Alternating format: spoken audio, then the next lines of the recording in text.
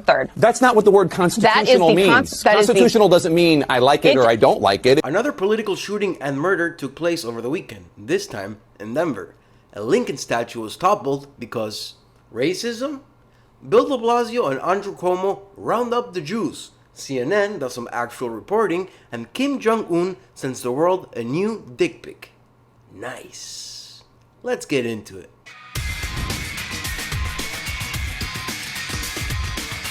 Over the weekend in Denver, there was a pro-police Patriot Rally that ended up with a man being shot in the face and killed. The details are murky, but let's try and get through them. The Patriot Rally was organized in front of an Antifa Black Lives Matter event. Naturally, tensions were high. Apparently, 9 News had been hiring security for the protests over the last couple months, and this protest was no different.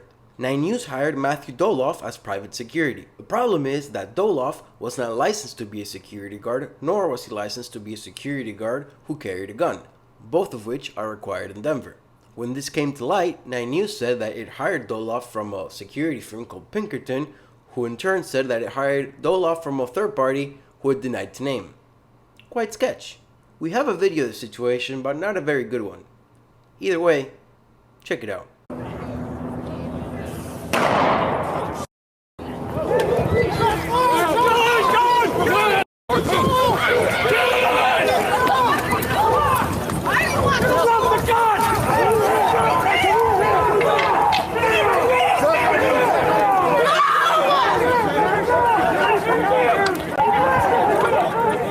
Doloff is being held without bond on suspicion of first-degree murder, which is kind of dumb.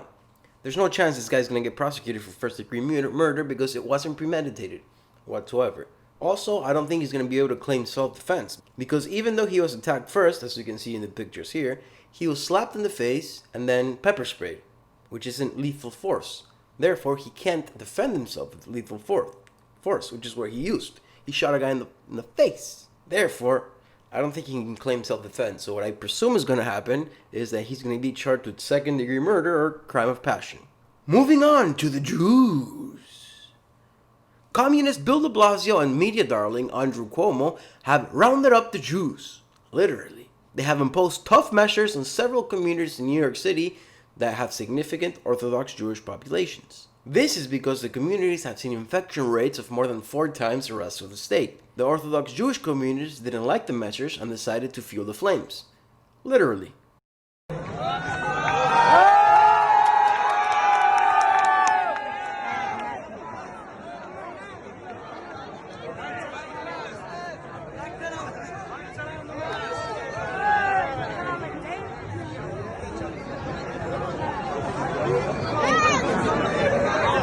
This isn't smart, guys. What are you doing? De Blasio also sent cops to disperse a large crowd of Jews who were in the streets celebrating Sukkot, a high holiday, celebrating it outdoors.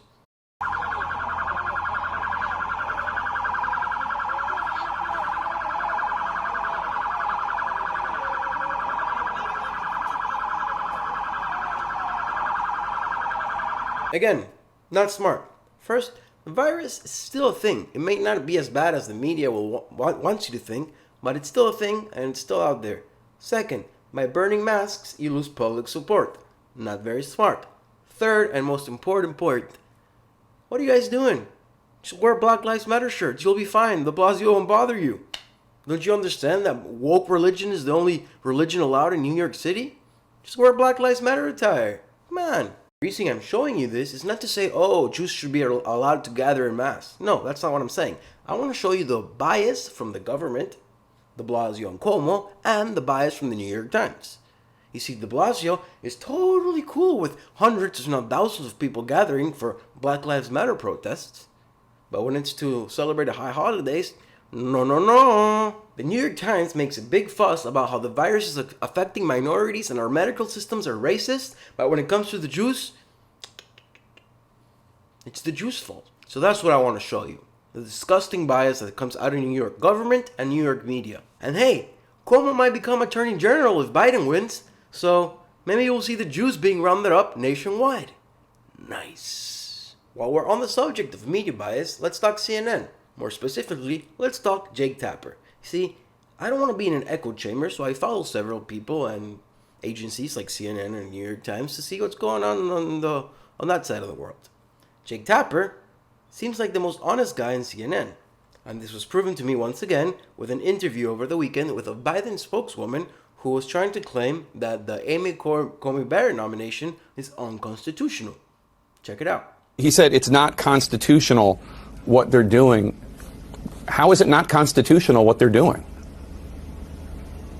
His point is that the people have an opportunity to weigh in on this constitutional process through their vote. And we are now in the midst of the election. Millions of people have already cast their votes. And you see that the vast majority of people say that they want the person who wins the election on November 3rd to nominate the justice. That's a poll. That's seat. Not the Constitution. So there's the constitutional process of advising consent. The American people get to have their say by voting for president, by voting for senators. We are now 23 days from the election. Right, but it's not unconstitutional. Millions of votes. Voters are being denied their constitutional right to have a say in this process. They elected the Senate. Are trying to ram through a nominee who, by the way, is going to change the makeup of the court. And we see time and time again, poll after poll shows that most Americans vehemently disagree with this. They believe Kate, that's that the vote should happen on November 3rd. That's not what the word constitutional means. Constitutional doesn't mean I like it or I don't like it. It means it's according to the U.S. Constitution. There's nothing unconstitutional about what the U.S. Senate is doing. Way to go, Mr. Jake Tapper. Maybe there's hope for CNN after all. A little hope, but hope nonetheless. In Portland, Antifa and Black Lives Matter decided it was time to take down some more statues of racist men. So logically, they started with Abraham Lincoln, the most racist of all.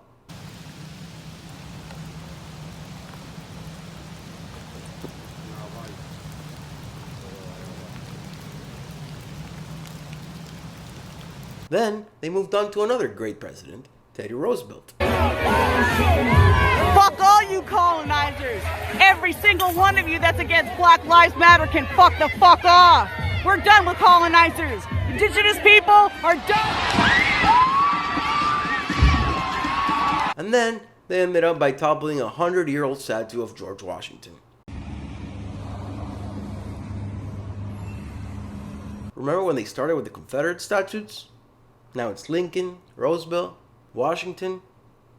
Oh well, down with the racists! Lastly, to celebrate 75 years of wonderful communism, Kim Jong Un unveiled a new, massive, intercontinental ballistic missile. Does this mean he has a tiny dick? Probably! It might be nothing to worry about because a lot of the times, Kim's missiles don't actually work, so who knows? Do you think it's something we should pay attention to? Comment down below. Can we all agree that if we could have protests, we could have religious gatherings outside? And can we all agree that if we're going to have protests, we shouldn't have a counter-protest across the street because then we're going to have more and more violence? What do you think? Comment down below. Thank you for watching. Like, subscribe. Ginger out.